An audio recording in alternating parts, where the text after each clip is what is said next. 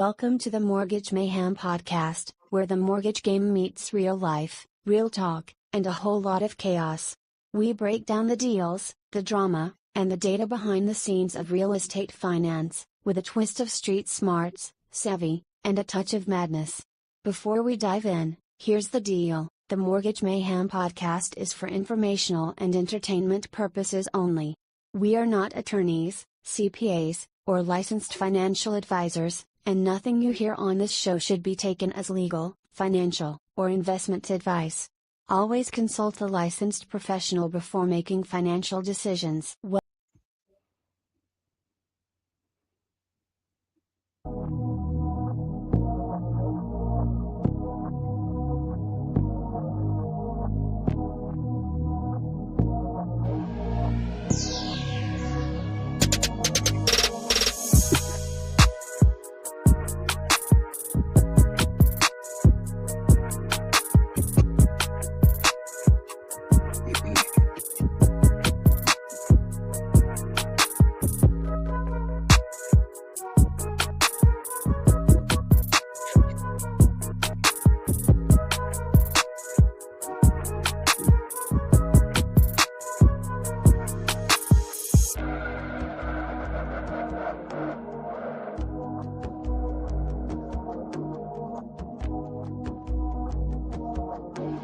Mic check, mic check.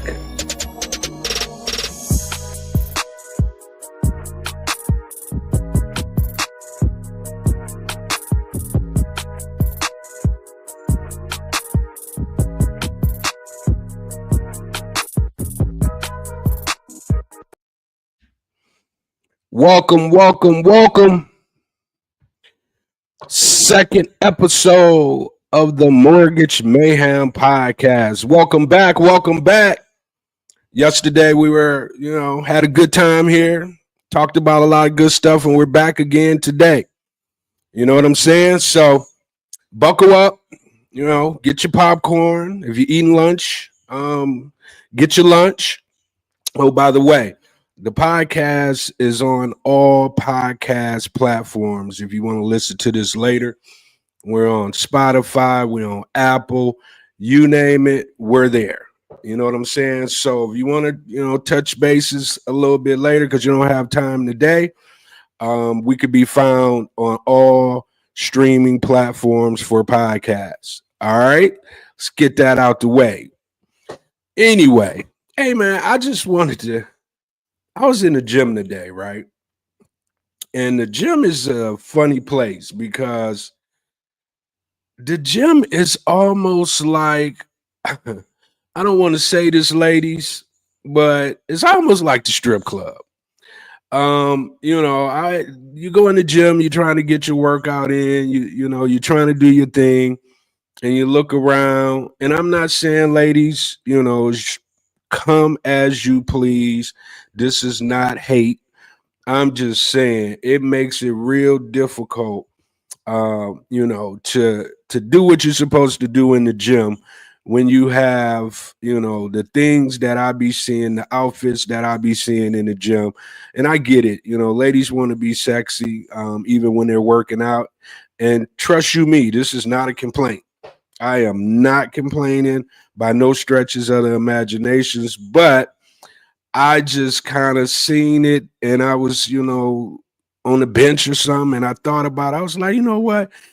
My podcast is going to be the type of podcast where it's unfiltered. I'm going to talk about my experiences. I'm going to bring it to the forefront because, you might be experiencing the same thing. So, all right. So let's get into this. The mortgage game is kind of crazy right now, of course. A lot of stuff is going on. Today's show, we're going to dive off into some hot topics, of course. And then we also are going to, talk about some mortgage stuff as well. The ideal of this podcast is to educate the average day person, to allow them to go out and build generational wealth through real estate. And I just want to be the conduit the person who gives you the information that will allow you to do just that, right? So let's just kind of get into it.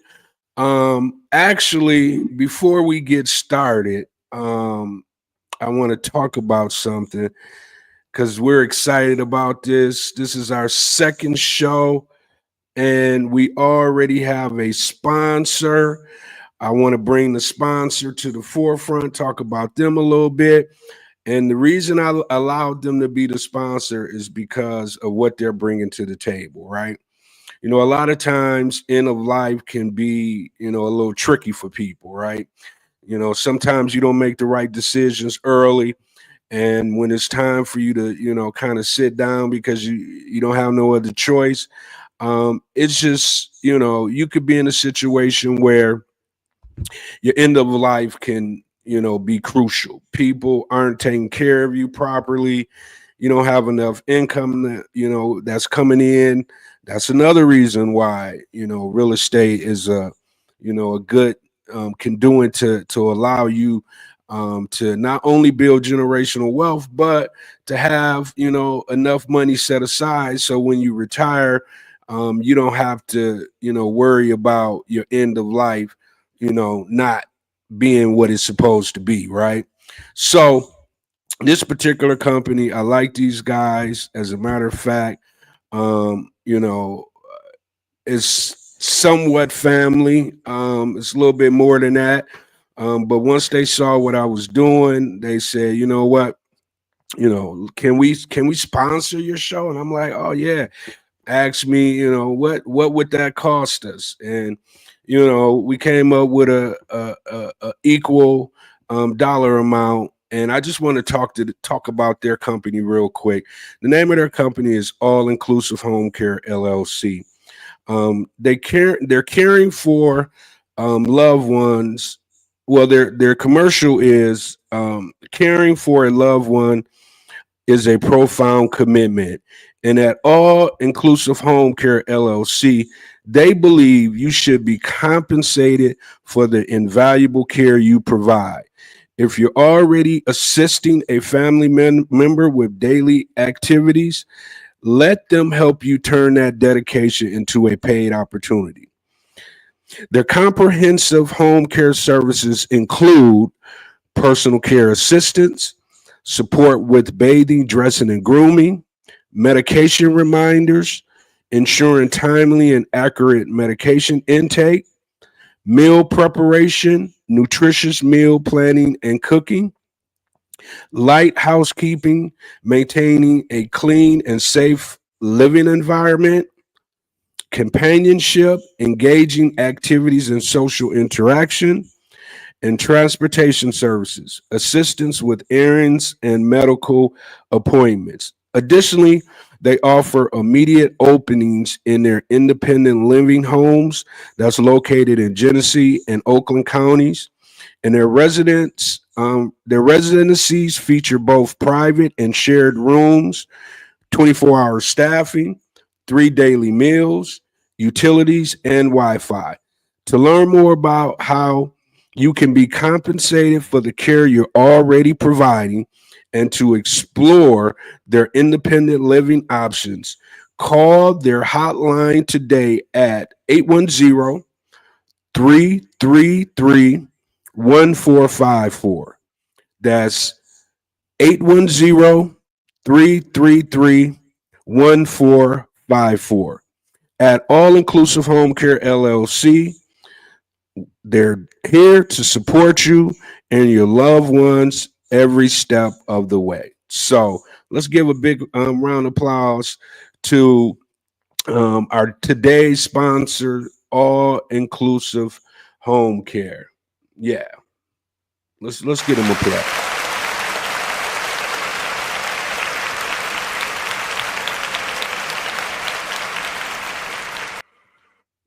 That's pretty big, man. Day two, we already got sponsors. Like I said yesterday, we're gonna bring this thing from the mud. I don't have zero. I don't have followers all over the social media platforms. That's just not, I just wasn't a social media guy. I might be there. It's entertaining, but as far as trying to grow it, trying to grow Facebook pages and all of that, that just wasn't my bag, right? So, um, we're gonna just every day, every week, we're gonna keep, providing this good content. We're gonna keep, educating the audience, allowing them to understand what's going on out here in the marketplace about life, the world.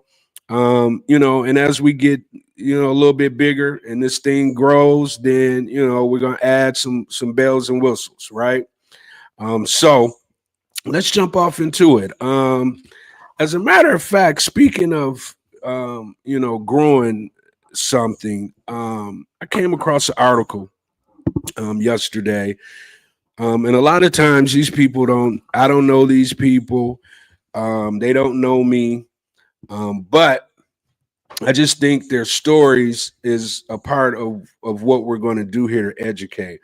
Because sometimes, you can get your influence, your ideas, your ability to take actions from others who are already in the marketplace doing exactly what you might want to do, but you just don't know how to go about it. So a lot of times we're going to be presenting, different, talks about individuals that could potentially help you to make that next step, so to speak. So came across this article, Christine Patterson at Call Her Chris and her father, Pancho Patterson, they're bringing their Detroit restoration magic to at HGTV with their upcoming show Condemned. Kristen, a seasoned property investor, and Pancho, a master builder with decades of experience, are taking on Detroit's toughest renovation projects, proving that no home is too far gone. From financial hurdles to unexpected tenants and even brutal Detroit winters. Trust you me, I know about that. I mean, it's 30 degrees outside right now in April, which is crazy. So from financial hurdles to unexpected tenants, and like I said, even brutal Detroit winters, their journey will showcase grit, passion, and jaw-dropping transformations. Detroit's architectural heritage is in good hands. Tune in to see this dynamic duo restore history one home at a time. You know what I'm saying? So you got to start somewhere, and you got to always remember these guys, they didn't have experience, from day one. They had to go get it, right? They had to take that chance, take an opportunity, get the education, and step out into the marketplace and make it happen. So they probably went from doing the work and now they're about to become, big time TV stars. And they're right here, in the Michigan area, doing things for the community. Because at the end of the day, these communities, especially here in Michigan, have been, just ruined by a number of things: drugs, plant closings, just things that a lot of times, people who are in the communities who are not involved in these types of things end up being, the ones who, have to brunt the tragedy of abandoned houses, gang infested neighborhoods.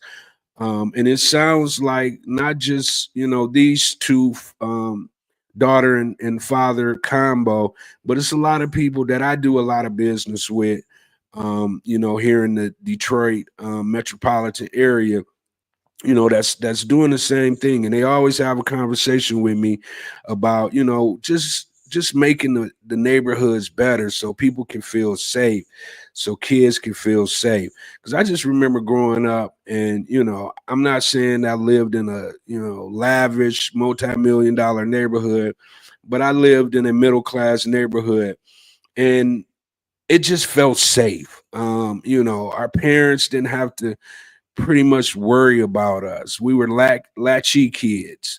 When they left for work, to go handle their business, they would, have, the trust that we were going to be okay.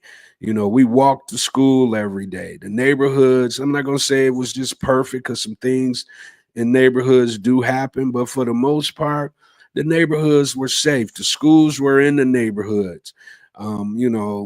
Elementary schools, middle schools were, within walking distance, and high schools were probably 10 or 15 minutes. You could actually walk, but technically in high school walking wasn't the cool thing to do. So you either was in the car with one of your boys, or if you was lucky you had your own whip, or you was bussing it, so to speak. So the thing is, take these opportunities in these neighborhoods, and try to become an investor that's going to make a difference. These homes you can get for little or nothing. Financing is available at a rampant pace right now. You can always DM me if you got scenarios that you need some talking through, or if you really want to get started in the real estate game. You can always reach out to me. Like I said, I've been doing this since 2006.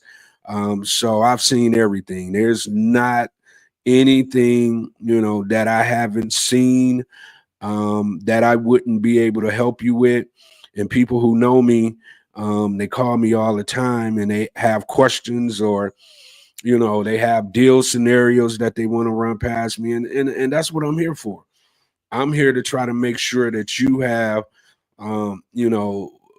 generational wealth and a quality of life later on that's going to be, sufficient. And then not only that, you build enough generational wealth, then, the next generation can have some things. Because a lot of times it just, here recently where, I know African Americans, the generational wealth hasn't been a thing. A lot of times, in the past, it's getting a little better now, but a lot of times in the past, people leave here, go to a better place, but the place that they leave here sometimes can be a mess, and we don't want that. When it's time for you to go, you want to have your ducks in order. You want to be able to, not have people fighting over your assets. So just a word of wisdom. Get your house in order, because a lot of times we act like we know when it's going to be our time to go, and everybody that's living understands that you never know, right? So just to be proactive, there's a lot of different steps that you can take to make sure that when it's your time to go, you can go in peace, and the people who love you, don't have to be in devastation. You know what I'm saying? Because I've seen it a million times. All right, so let's keep it moving. Let's talk about what just happened. Because see, here we're going to talk about everything. Like I said, it's unfiltered, it's real estate, but we're going to talk about other things as well that's pertaining to the world, because that's important, right? So the Supreme Court has temporarily paused a court order requiring the president and his administration to bring back a Maryland father mistakenly deported to an El Salvador mega prison. As we previously shared on March 12th, 29-year-old Kilmer Armando Agro Garcia was pulled over in a IKEA parking lot and arrested. Abrigo Garcia had his five-year-old son in the car with him as well. According to CNN, in 2019, an immigration judge granted Abrigo Garcia protection against deportation back to El Salvador. Despite entering the U.S. illegally from El Salvador around 2011, Abrego Garcia's attorney said he filed his homeland. He fled his homeland because of gang violence over a decade ago. Now, back in his native land, he faces prosecution by local gangs, despite a previous immigration judge ordering his protection. The Immigration and Custom Enforcement Agency, ICE, under the president, sent the Maryland father back to his native El Salvador on March 15th. On March 31st, the president and his administration finally acknowledged their mistake, calling the incident an oversight, an administrative error. However, on April 4th, U.S. District Judge Paula Exinus, a Barack Obama appointed federal judge in Maryland, called the move an illegal act and also ruled that the president's administration must return Abrego Garcia by 11:59 p.m. on Monday, yesterday, April 7th. Despite the court's imposed deadline, the Supreme Court has now issued a temporary pause on the required return of Abrego Garcia. Chief Justice John Roberts granted the administrative stay, a move that will extend the deadline until the court hands down a more definitive decision. For now, Abrego Garcia will remain in the mega prison. Roberts did not give a new deadline, but the court is likely to move relatively quickly in this case. In response to the stay, Abrego Garcia's attorney said, "We have every confidence that the Supreme Court will resolve this matter as quickly as possible." You know what I was just thinking, man?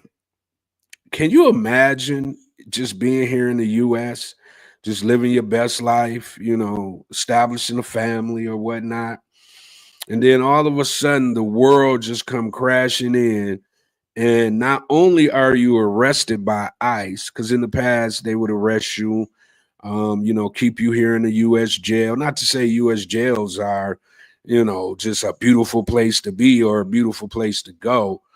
But El Salvador, you literally, your jail stint is arrested and put in a cruiser car, whatever, taken to, a U.S. jail. And the next thing you know, you and several other individuals are loaded on an airplane and you're flown to jail. Flown to jail, bro. That's crazy. So, it seems like, the president is, living up to his campaign promise of, getting illegal, entering into our country, immigration, under some kind of wraps. And it just seems like, this is his main thing. He's gonna go all out because he was just screaming and screaming and screaming at the whole, presidential election. So, if you're not supposed to be here, that's one thing, but there's particular steps involved. And we don't want our country to be overran by immigrants coming in, even though it's a country of immigrants.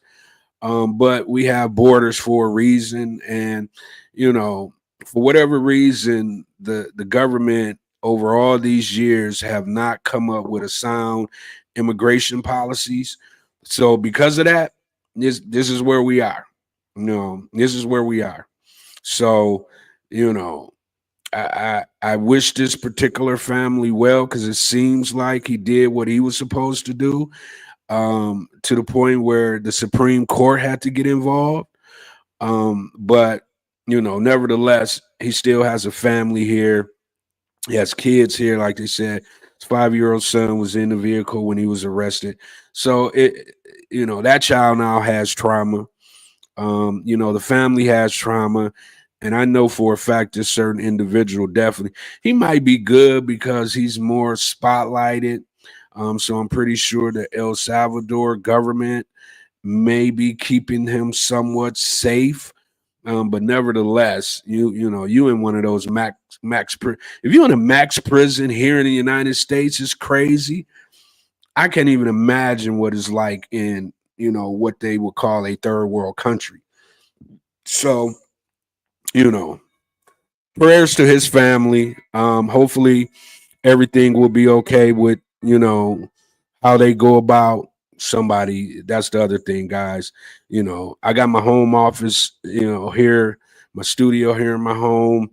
And you might hear a doorbell every now and then. I don't know if you heard that, but somebody's at my door. They'll be okay. It's probably some telemarketer or some salesperson, trying to sell something. So anyway, let's move on because that's a sad story, but it sounds like they're fighting it out in the courts, and we should be able to get a decision here soon. I think that decision is depending on which way it goes. Well, actually, it doesn't matter which way it goes. If the president and administration get what they want, then one side of the country will be jumping up and down, and if that doesn't happen, then vice versa, the other side of the country, will be jumping up and down because this man, will be able to be brought back, and re-engage with his family, because at the end of the day, that's really what it's all about. All right. I came across something that I think was very interesting. And the reason I say it's very interesting because I know, okay, let me just get into it. So, for the first time in U.S. history, check this out, women over 40 are giving birth to more babies than teenagers. The CDC reports, a recent CDC report highlights a significant fertility shift in the U.S., marking a historic change in family dynamics. For the first time, more babies are being born to women over 40 than to teenagers. Teen births have plummeted by 73% since 1990, while births to women over 40 have surged by 193%. In 2023, women over 40 accounted for 4.1% of all births, narrowly surpassing teen births at 4.0%. Overall, U.S. births have declined by 14% since 1990, with notable drops in younger age groups. Births to women aged 20 to 24 have fallen by 44%, and those to women aged 25 to 29 have dropped by 23%. Meanwhile, births to women 30 and older have increased, with a 24% rise for those aged 30 to 34 and a 90% spike for women aged 35 to 39. As people prioritize education, careers, and financial stability, later parenthood is becoming more common. Fertility treatments and improved health care makes it easier for women to have healthy pregnancies at older ages. Wow. So, I like the fact that teenage pregnancies have dramatically dropped. I mean, because nobody should be having a child if you can't take care of the child. And a lot of times when you're a teenager, you don't have not only the financial wherewithal to take care of a child, but you don't have the maturity, to take care of a child. Back in the day, a lot of A lot of us were born, from teenage mothers, and they figured out a way, to raise us properly and, make sure we were, going to be good citizens out here in the world. But a lot of, teenage parents who didn't have the wherewithal financially or mentally, um, you know, it can cause a lot of trauma.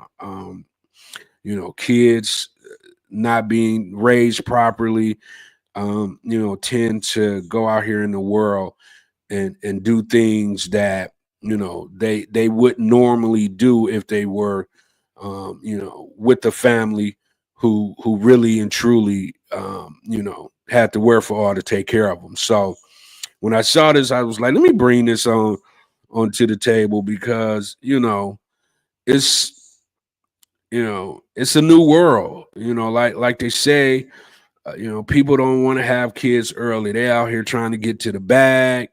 They don't want those responsibilities when they've kind of got to the bag and they've gotten their careers, their companies established. They can kind of see, the financial, positivity, within their family units, or within their individual self. you know Typically in hindsight it kind of makes sense because you don't really want to bring a child in the world and have to struggle. And if you've been there, done everything, and you've done things you're supposed to do financially, to be able to plan a childbirth. To me, it just seems like that's probably the better route to go. So, big up to these, just under 40 women who are, and men who have decided that, they wanted to wait, to have children, because they just feel like now they can have children and they could give a child a good quality of life. So if those are the reasons, that they're stating, is the cause for later age births, I can't be mad at that. I mean, it's almost just like, it just make good sense. Not to, say that, a younger individual don't have the tools, to take care of a child, but someone who's lived a little life, understand, finances, have matured, in their outlook on life. It just seems like that's just more sensible to me. So big ups. You know, you can be a little bit older and you can still get your groove on. Ain't nothing wrong with that. And within that, you can birth a beautiful human into the world. So let's give a round of applause for the lates that's entering the child rearing game.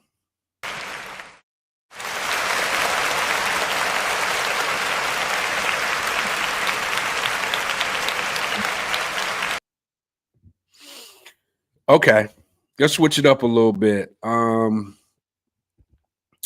It was a tragedy. I'm pretty sure everybody's seen it. Everybody's, probably commented on it. And I don't want to get to my opinion about it.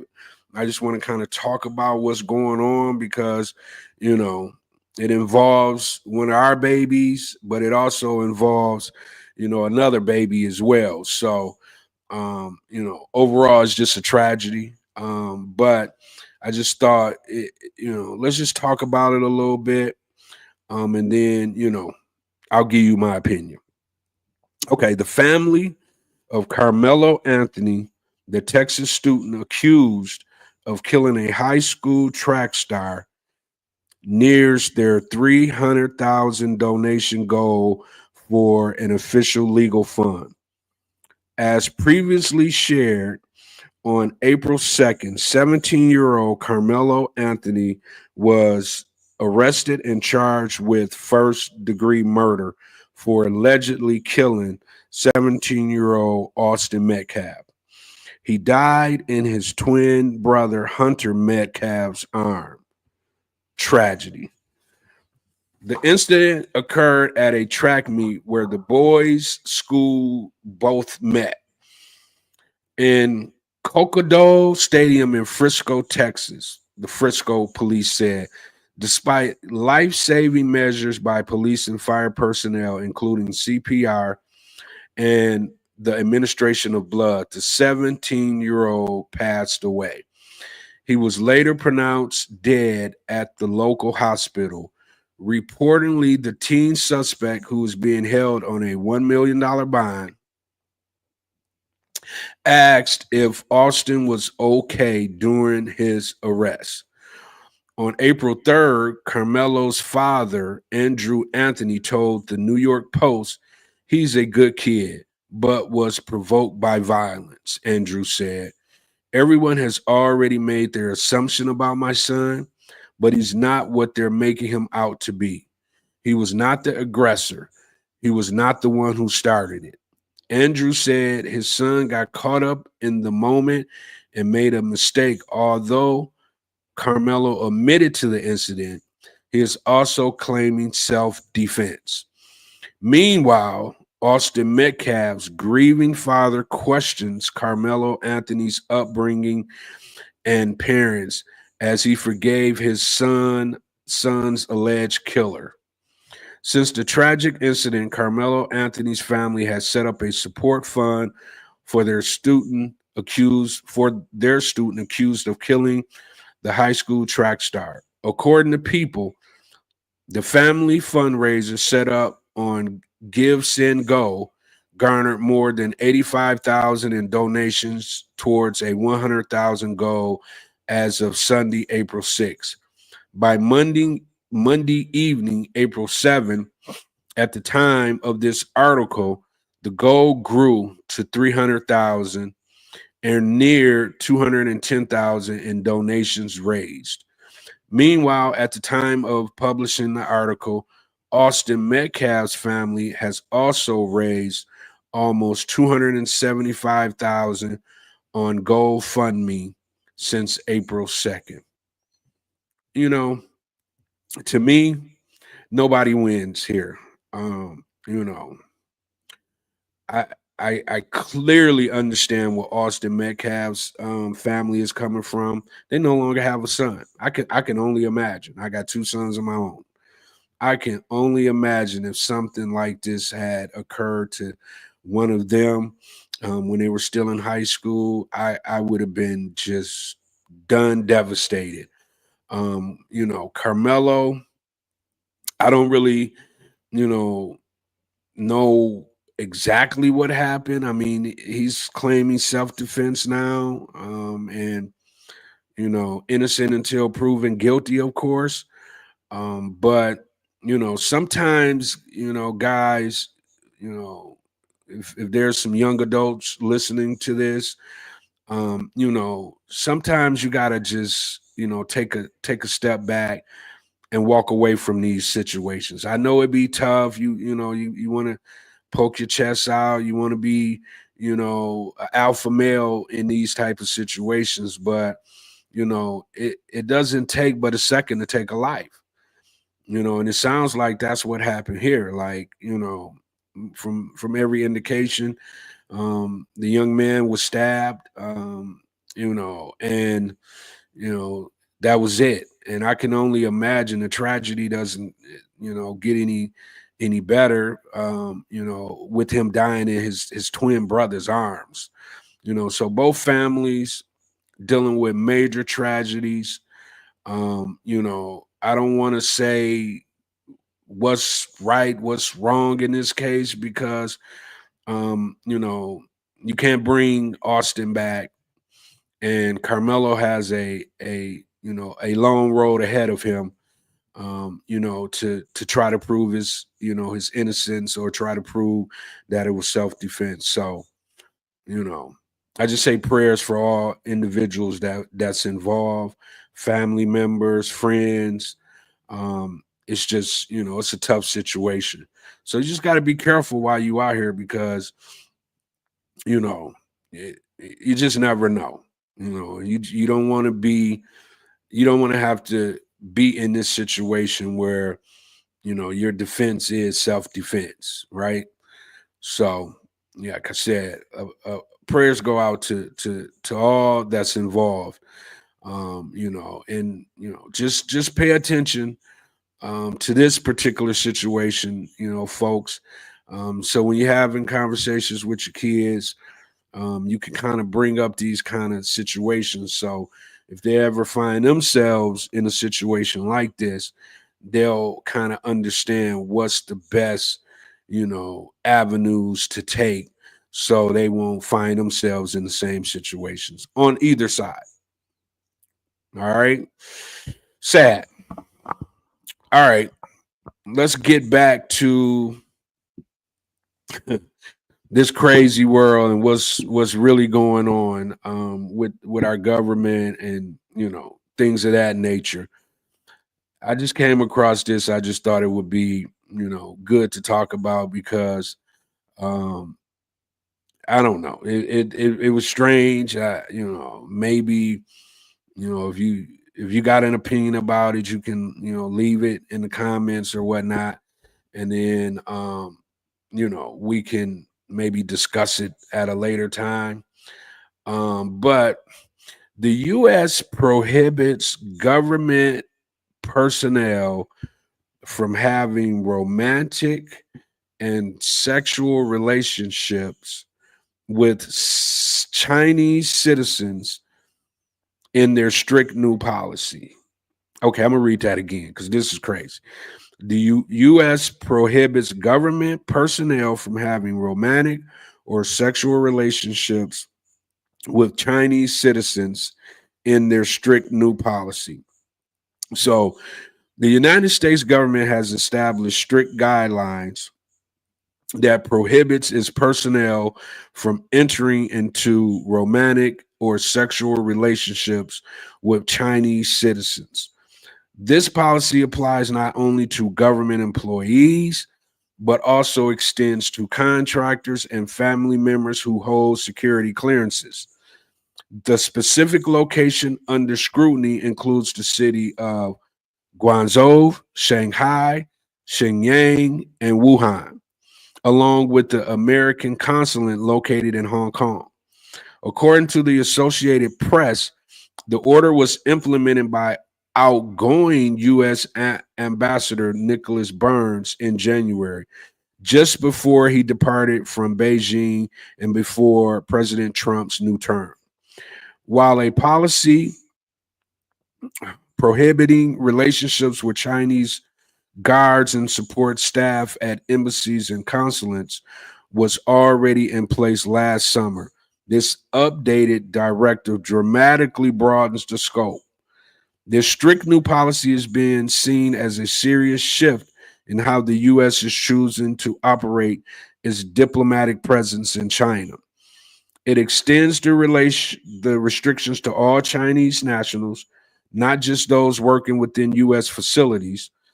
That includes friends, acquaintances, and romantic partners, as well as Chinese family members connected to the U.S., staff, or contractors with security clearances. Sources told the AP that the rule includes just one exemption. U.S. personnel already in established relationships with Chinese nationals can apply for a waiver. Whew. I'm, I'm glad they put an exemption in there. Um, However, if the waiver is denied, they're left with two choices: in the relationship or resign from their position. That's it. You got two options. You can shut it down or you can resign, right? And I kind of get it because, Chinese or China is, that country that, we're in constant competition with. You know, we're going back and forth with them right now over this tariff stuff. They don't like it. The president is acting like he don't care that they don't like it. And you know they're forever spying on us. You know, it's just always a back and forth with China. So when I saw this, I was like, wow, you can't even be in relationships with Chinese individuals if you're working for the government now. Is one of those things you kind of be like, um, but then at the same time, if you're a lover of the country, you probably are going to be okay with this. I'm not saying I'm okay with it, but I'm pretty sure a lot of people are okay with it. You know what I'm saying? But yeah, that's a thing. So if you're working for the government, you ain't gonna be able to spit that game towards no Chinese individuals because it's gonna be pretty much a waste of your time. So just take heed, take note. Just wanted to bring it to the forefront because there's a lot of little things that's happening around us that we're not paying attention to that could be the it can set the stage for what's to come next. I'll just leave it at that. All right. All right. So next up, all you big money MFs. Forbes just dropped their 2025 billionaire list. Are you on it? Huh? 23 black billionaires made the cut with a combined net worth of 96 billion. Leading the pack is Aleko Dangote from Nigeria. Big dog sitting at 23.9 billion thanks to his cement and sugar empire. Cement and sugar. Nigeria, killing them. Big names like Oprah, Jay-Z, Rihanna, LeBron, Tyler Perry are all on the list too. Oprah is still the richest black woman in the world, and Jay-Z leads in the entertainment circle with 2.5 billion. Man, can you just remember Jay-Z just coming from where he came from? Now he over there with 2.5 billion. Crazy. The list includes people from different industries, from tech and oil to music, sports, film, and healthcare. It's global too, with billionaires from Nigeria, the US, South Africa, Zimbabwe, Barbados, the UK, and Canada. Even better, the total billionaire count grew this year and their money grew too. All 3,028 billionaires globally are now worth 16.1 trillion, bro. I mean, I don't even, trillion is just crazy, which is up 2 trillion from last year, so definitely getting it in. It's good to see. I know it's a lot of, Caucasians on that list as well that I didn't touch on. You got the Elon Musk of the world, you got the, Buffett's, you got the, owner of Amazon, so they probably in that 30, 40, 50 billion, 200, 300 billion, range. So just to see some of us on that list, is always a good thing. Get that money, make that money. You know what I'm saying? Get that money. But anyway, good to see Oprah still. Oprah been kind of quiet on the DL. I guess she didn't got it, and I mean, I'm assuming she's still getting it because she's still the top dog. Rihanna's on there. Rihanna been out here killing them. Rihanna, Jay-Z, same camp. So it only makes sense that both of them are billionaires. Tyler Perry out here, doing his thing. So it's good to see, that it could be done. I mean, at the end of the day, The philosophy should always be, if they can do it, I can do it too. So big ups to the new 2025, billionaires out here in the world. Anyway, let's get back to it. We're going Democrats is mad, and they should be mad. You know what I'm saying? They took a shellacking, in the past election. And to me, it seems like, I don't know, the thing about the difference between Democrats and the Republicans to me is that the Democrats seem to kind of sit on their hands, and the Republicans, they don't play around. When they make up their mind that they want something to happen in this country, they will not let it go until it happens. Just abortion rights. Just imagine how long that was in law. And from day one, the Republicans was like, no, no, no, no. And instead of saying, okay, it's the land of the law, that ain't what happened. They kept until they got exactly what they wanted. And I think the Democrats got to become a little bit more aggressive. It seems like they're a little what are you going to say, passive aggressive. But they're mad at the president because this weekend he was playing golf as stocks tumbled. The markets tumbled Monday morning as fallout continued over the president's severe tariffs against virtually all U.S. trading partners. The Democrats hammered the president for spending the weekend golfing rather than responding to Americans' fears that their retirement accounts are plummeting with the markets. I don't know if you guys looking at your 401ks, but they're taking a beating right now. You know what I'm saying? So hopefully that only, happens for so long, and then you can kind of look back and, start seeing some gains. But, this happens. Sometimes during different presidencies, your 401k shoot through the roof. And then in certain cases, your 401k, can take a beating. And right now it's taking a beating. So Trump left D.C. for Florida on Thursday to attend a golf tournament at his Doral Club in Florida. On Saturday and Sunday, he played in a club championship at his Trump National Golf Club in Jupiter.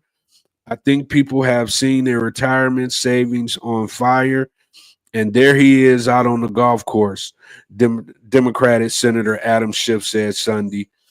That may end up being the most enduring image of the Trump's presidencies. That is, the president out on a golf cart while people's retirements is in flames. So, that it is what it is. I mean, tariffs ain't going nowhere.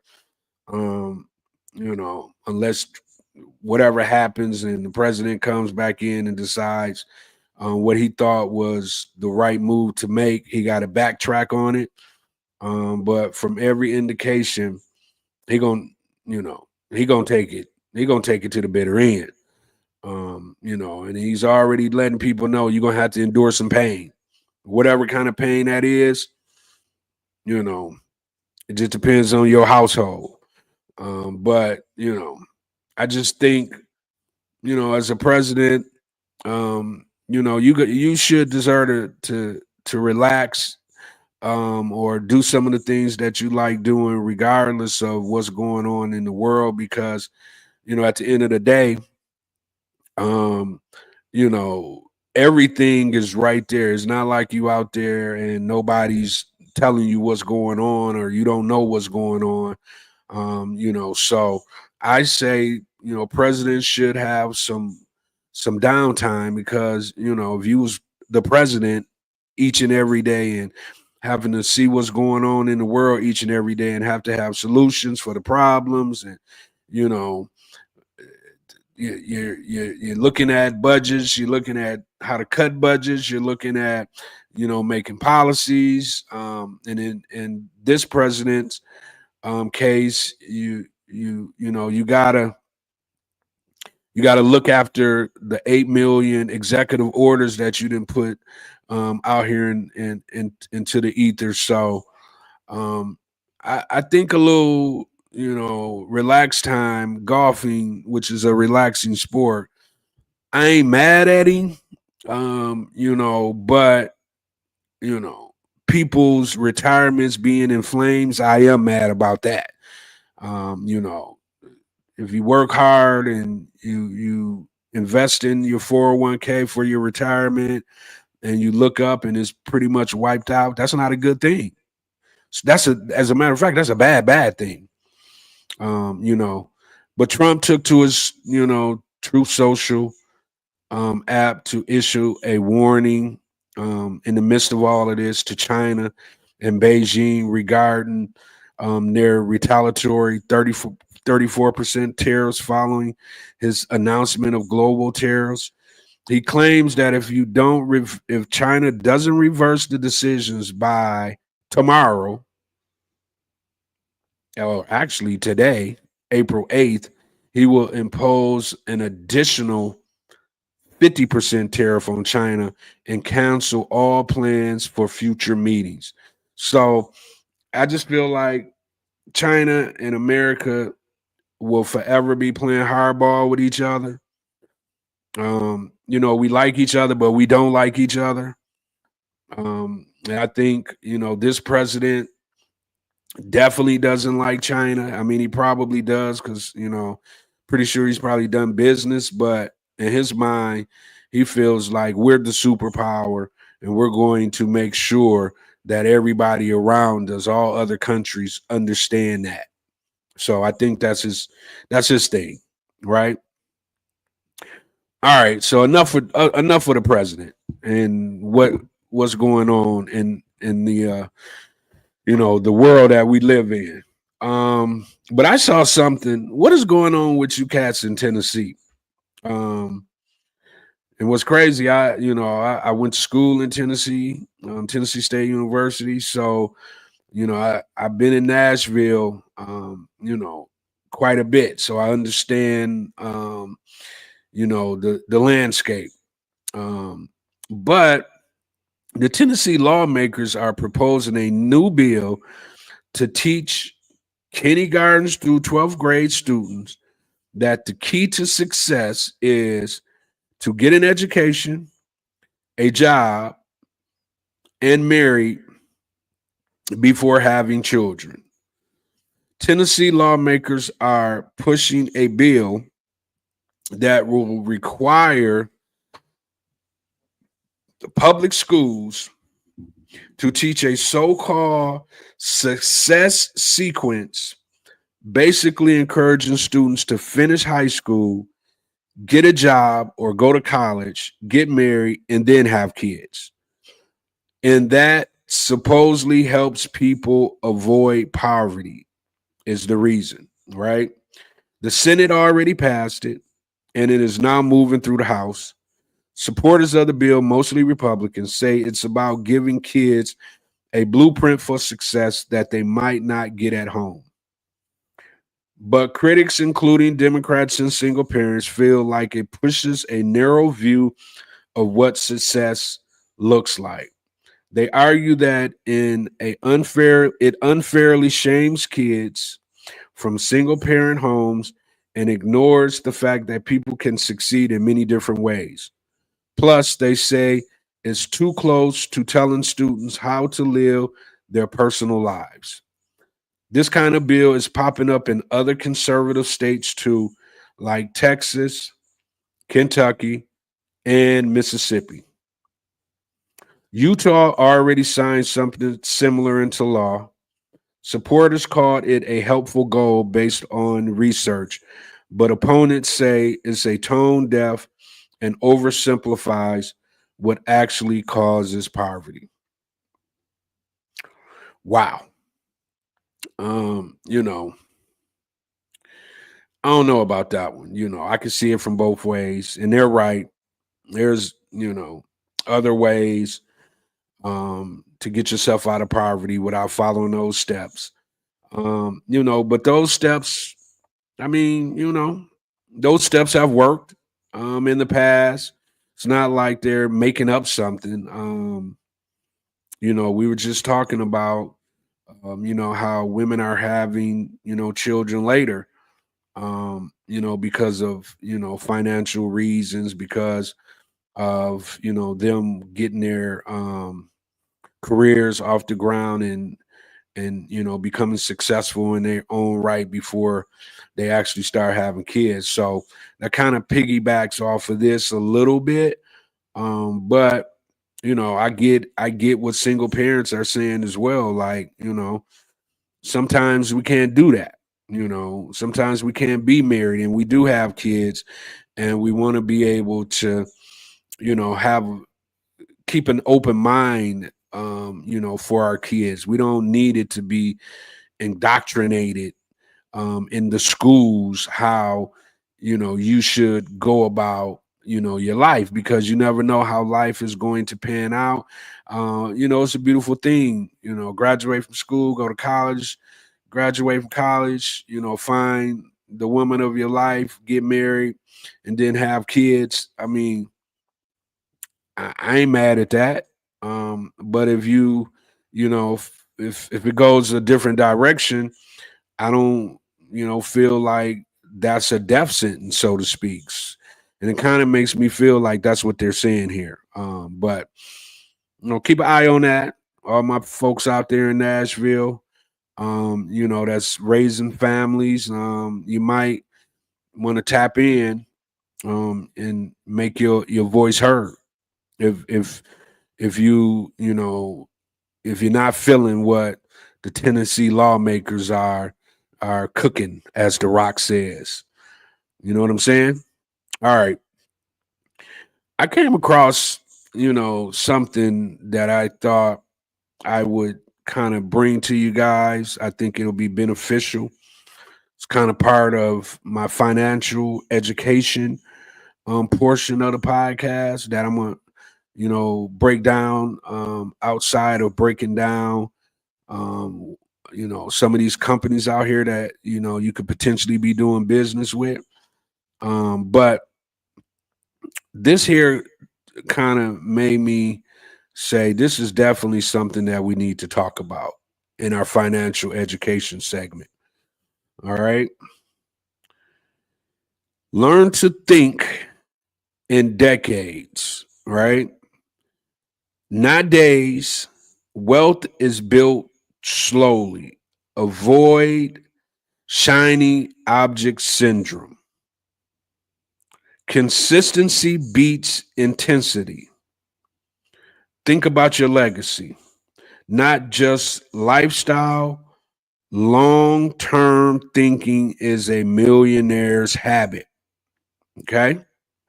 Let's go through that again. Learn to think in decades, not days. Learn to think in decades, not days. Wealth is built slowly.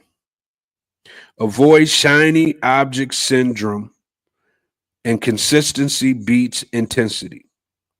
Think about your legacy, not just lifestyle. Long term thinking is a millionaire's habit. All right. That's number one. Number two, master compound interest early. Start investing now, not later. You hear that? Master compound interest early. So these are terms, when I'm saying them, you might want to look them up if you don't know, because they're very vital in you getting that paper, getting that bag, right? Start investing now. I wish I would have knew what I know now when I was 2021. Probably wouldn't even be here on this podcast.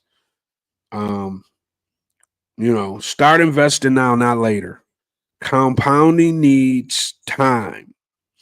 $100 a month in your 20 beats $500 a month in your 30s.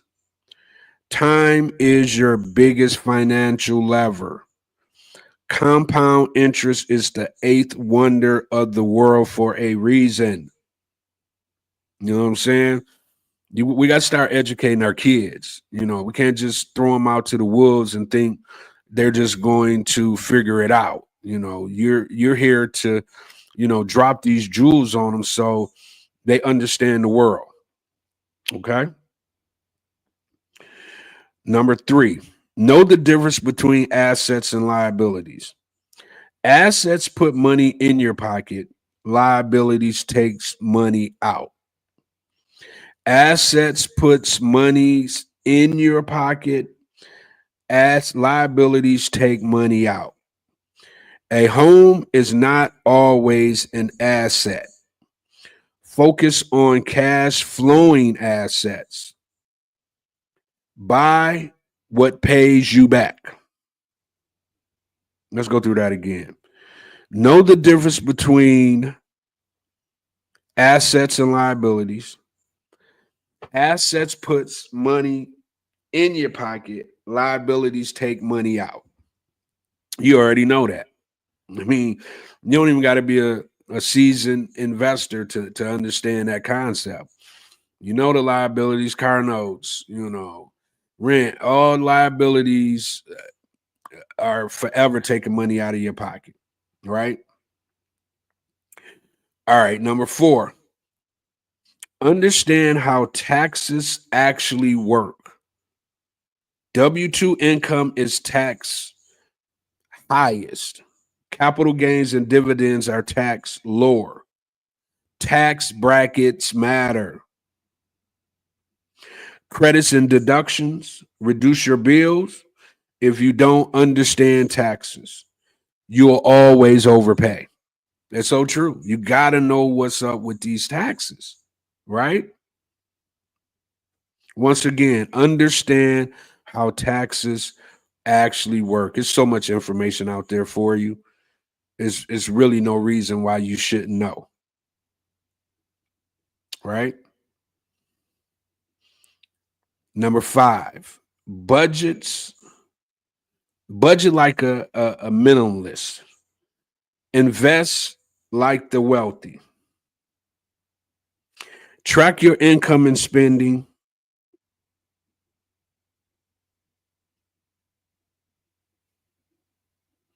Cut unnecessary lifestyle inflation. Automate savings and investing.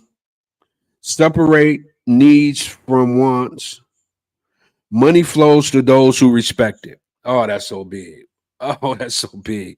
Money flows to those who respect their money. Come on now. Respect your money.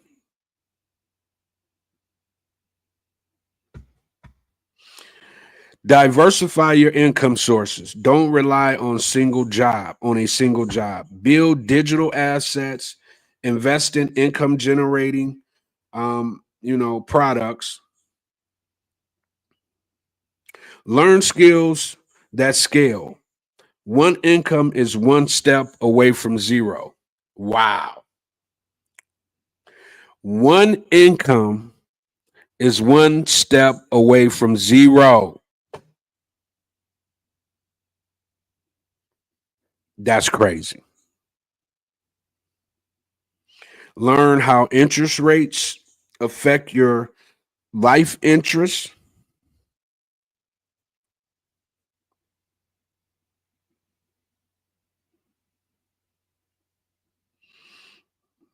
Did you hear me?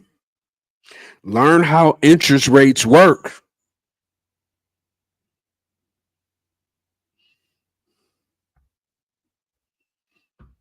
Understand APR versus APY. Higher rates kills cash flow. Low interest can grow your wealth faster. Debt can work for or against you.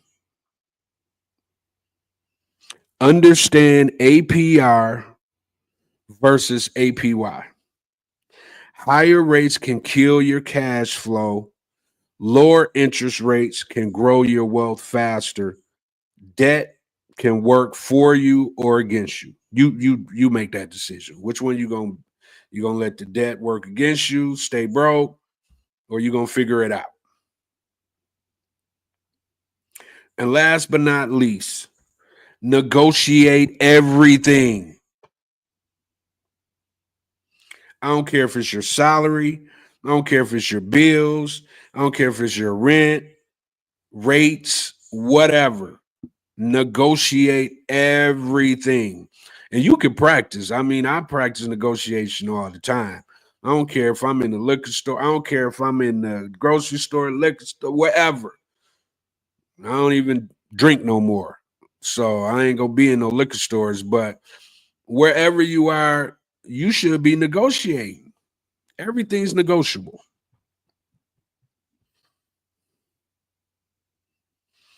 You don't get what you deserve. You get what you don't get what you deserve. You get what you negotiate.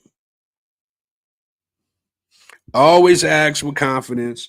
Prepare, improve your value.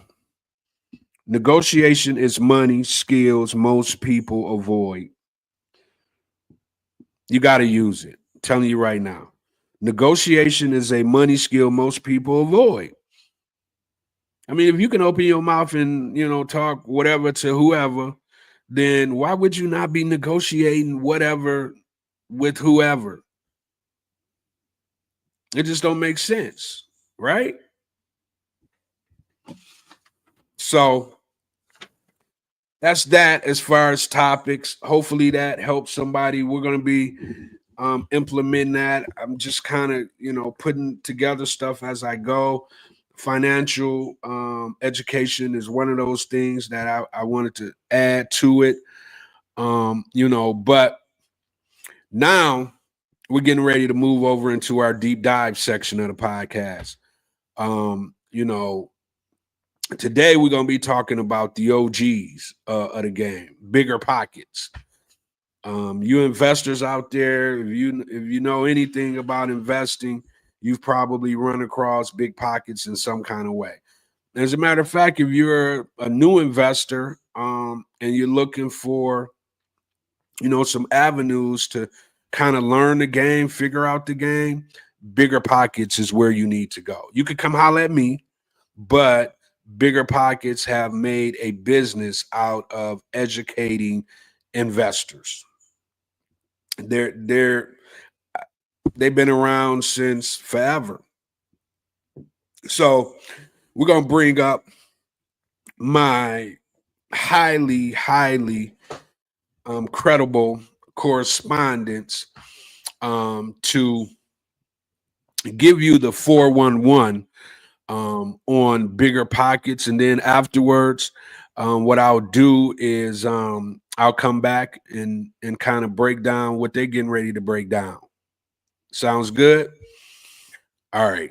So I'm gonna take myself off the screen and bring them up.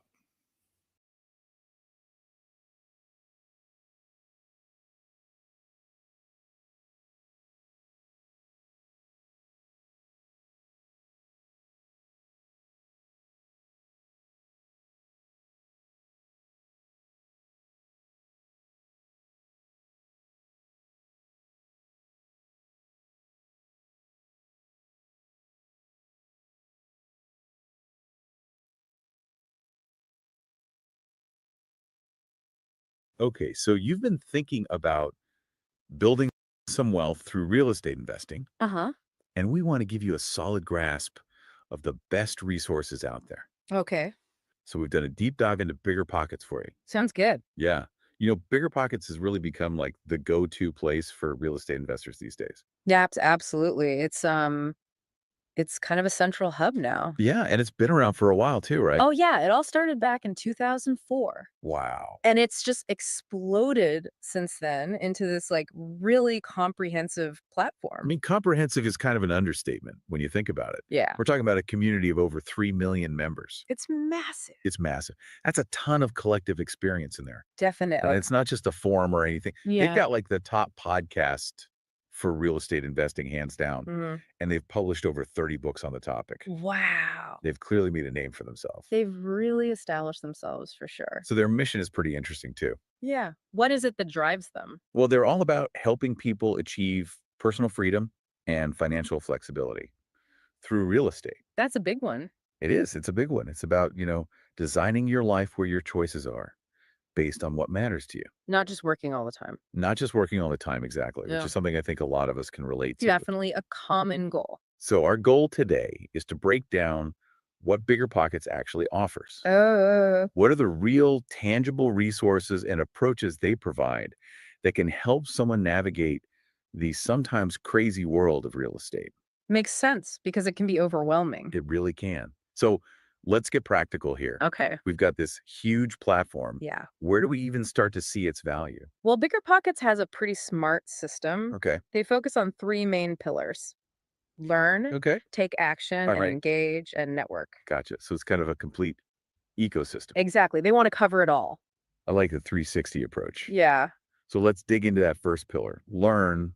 Okay. What kind of educational resources are we talking about? So it's not just about having a lot of information, right? It's Mhm. about having the right information presented in a way that makes sense. And that you can actually use. Exactly. And they do a good job at that. Okay. They start with these weekly webinars Oh, cool. led by experts in the field. Nice.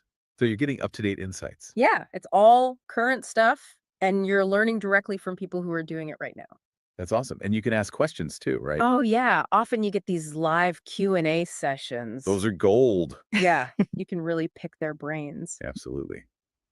So what else is there besides the webinars? Well, they have a super active blog too. A blog. Yeah, all about real estate and money. Interesting. You'll find articles on pretty much everything Like what kind of stuff? from the basics for beginners Okay. to more like advanced strategies. Gotcha. So they cover the whole spectrum. They try to, and then there's the podcast network, Oh, yeah, I heard about that. 5 different shows. 5. Nice. That delves into all these different niches within real estate investing. Wow, they're not messing around. Nope. So like you might have one podcast focusing on creative financing, No. while another one looks at multifamily units.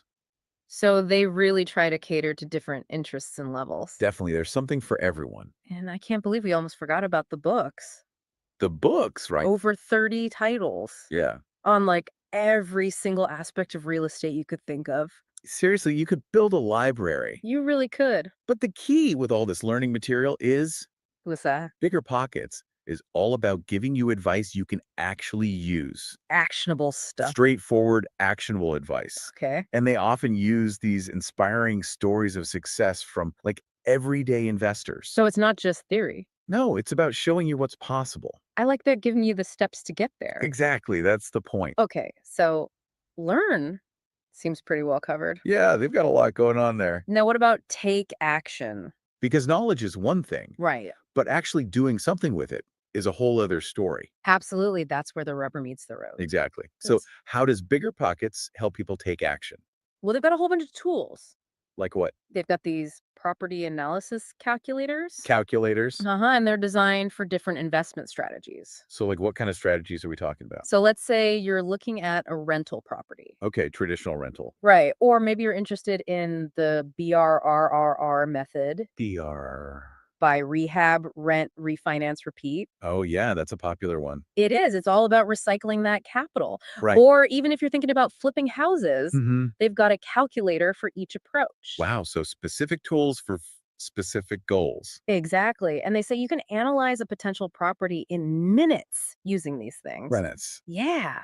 Which is super helpful in a competitive market. Oh yeah, for sure. When deals move fast, you got to be quick. Exactly. So that speed can be a huge advantage. Absolutely. Yeah. So besides the calculators, what other resources help people put their knowledge to work? Well, they offer these online boot camps. Boot camps. Yeah, but they're online. Okay, so like virtual intensive courses. Exactly. Uh, And they're designed to help you really dive deep into specific areas. Okay, so you can get really specialized knowledge. Yeah, and develop some solid skills. So it's like taking it to the next level. Exactly. They also have resources for pulling rental comps. Rental comps. Yeah, which is so important for figuring out how much to charge for rent. Oh yeah, that makes sense. You got to know what the market will bear, Right. And they even have tools for estimating rehab costs. which is crucial if you're dealing with properties that need some work. Absolutely. Especially if you're flipping or doing the BRRR thing. So they're providing tools for everything from analyzing a deal to managing the property later on. Yeah, they're trying to cover the whole process. Very thorough. And for those who become landlords, they actually include property management software Oh, as part of their pro membership upgrade. so it's like a built-in solution. Right there in the platform, which can definitely streamline things. Yeah, having everything in one place is super convenient. It can save a lot of headaches. Okay, so we've got learn, we've got take action. Right. What about that third pillar? Engage and network.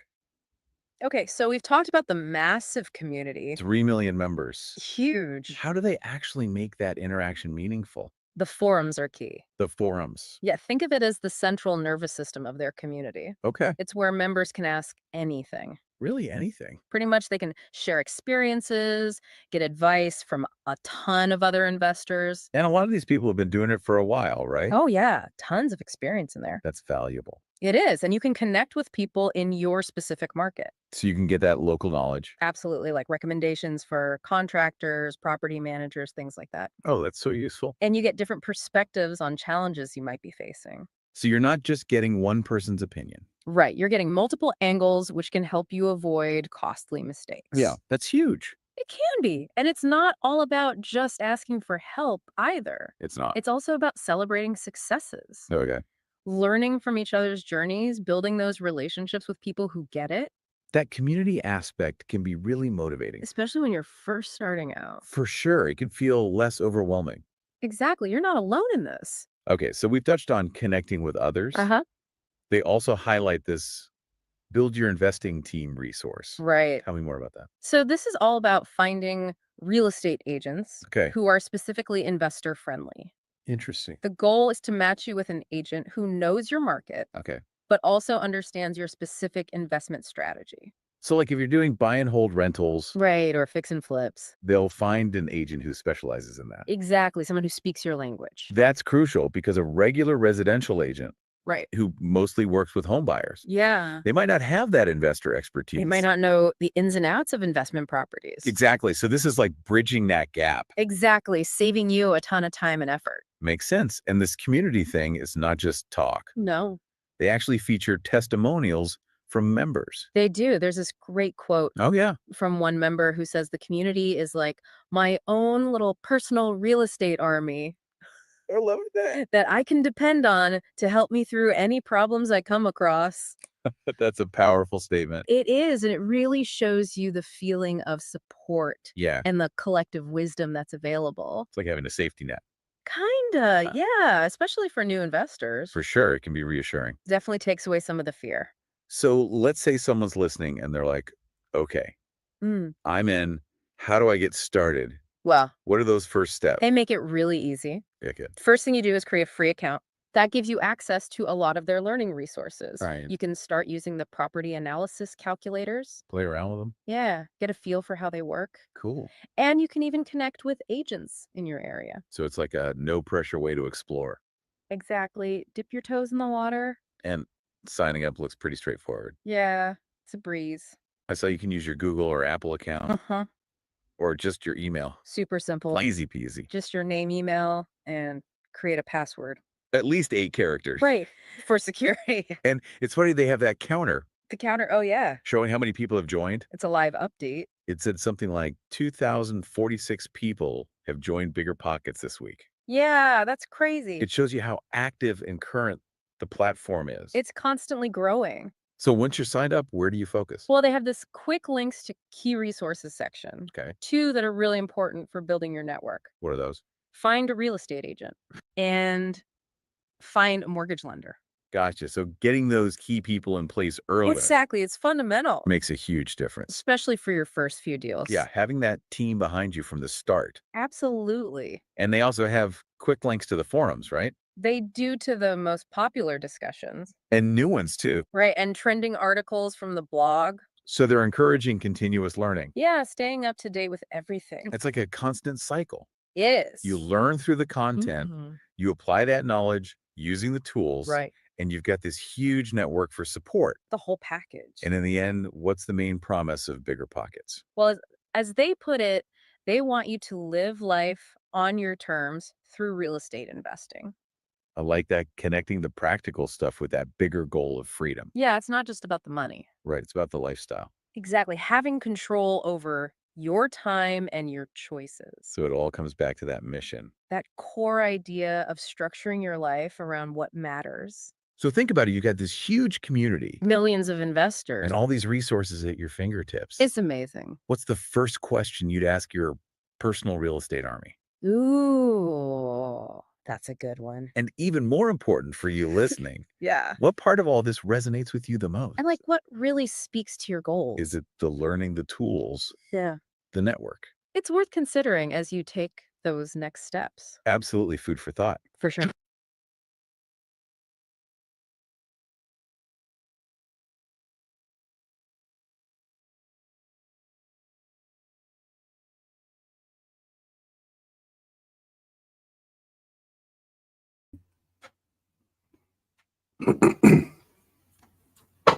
All right, we're back.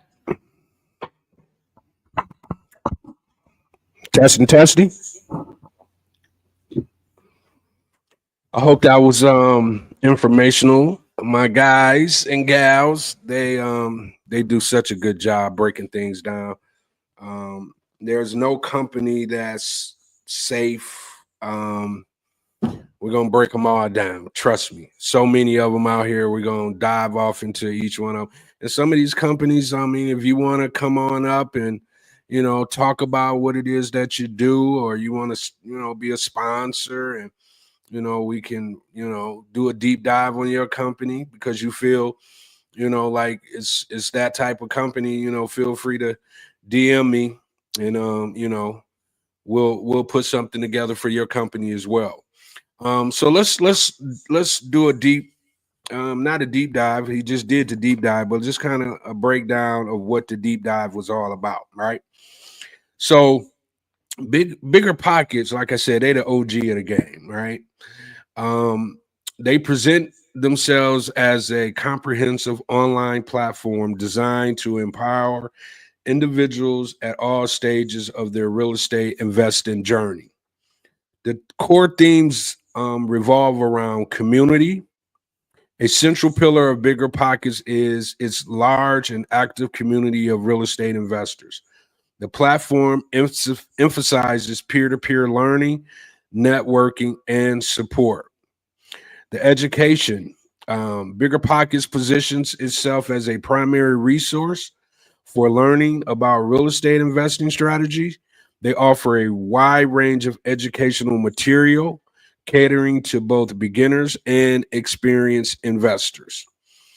Their tools and resources beyond education and community.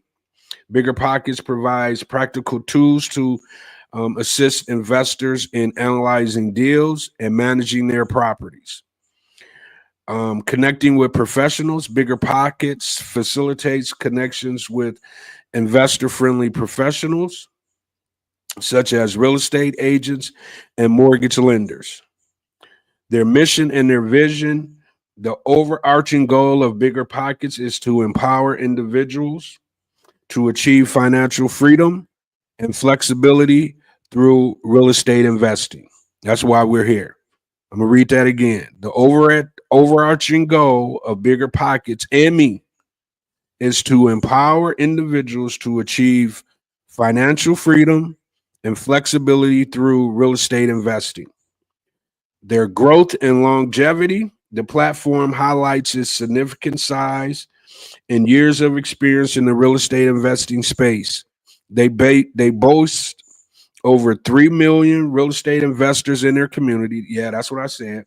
3 million. So if you decide to, look at, Bigger Pockets, you're going to be in the midst of a community of 3 million people. So whatever question you have, you're going to be able to get an answer. Huge, right? They have been active for 17 years. I'm telling you, they've been in the game as long as I've been in the game, if not longer. And they also have a podcast, and based off of their, space, they've been recognized as the #1 podcast for real estate investing. We're coming for you, Bigger Pockets, though. We're coming. But the key takeaways for our deep dive segment today is Bigger Pockets has positioned itself as a comprehensive ecosystem for real estate investors, integrating community education and practical tools. The platform caters to individuals at all experience levels. For those just starting a season, for those just starting to seasoned investors, the strong emphasis on community support and peer learning is a key differentiator. Bigger Pockets offers a wide variety of resources, both free and through potential upgrades. Their mission is centered around helping individuals achieve financial independence through strategic real estate investing. This briefing and this breakdown is just, a small sample of what Bigger Pockets offer. If you're interested, you can reach out to them. They have a website, Google them. And if you got any questions after you do visit or Google, like I said, just DM me, and I'll help you to kind of figure out, what it is that you're trying to get accomplished. So today's deep dive is Bigger Pockets. The comprehensive online platform designed to empower individuals at all stages of their real estate investing journey. So Bigger Pockets, shout out to Bigger Pockets. So that's our breakdown. Hopefully you got some good information from that. Next week's shows, we'll be back. We do this Monday and Tuesday. Next Monday we'll be back, bigger and better, hopefully. The man upstairs is willing. But man, I really enjoy doing this. I really enjoy giving the game to you guys. It's so much game to give. I'm gonna be here, for a very long time, building this audience, building this community, in hopes that we can start having some success stories based off of the information that I provide. So once again, I'd like to give a huge shout out to our sponsor today, All Inclusive Home Care. Please reach out to them if you're already taking care of your loved ones, and that could get tough sometimes and expensive. They have a way where if you're already doing it, they can, actually put some dollars into your pocket to help you. It's tough. And based off of what they're providing, they can make that journey a little bit easier for you out there. So reach out to them. Their hotline, once again, is 810-333-1454. That's 810-333-1454. And that's All Inclusive Home Care LLC. Thanks, guys, for sponsoring this second episode of the Mortgage Mayhem podcast. So I hope you guys have a great week, a successful week, a great weekend, and hopefully I'll see you guys back here on Monday. Much love.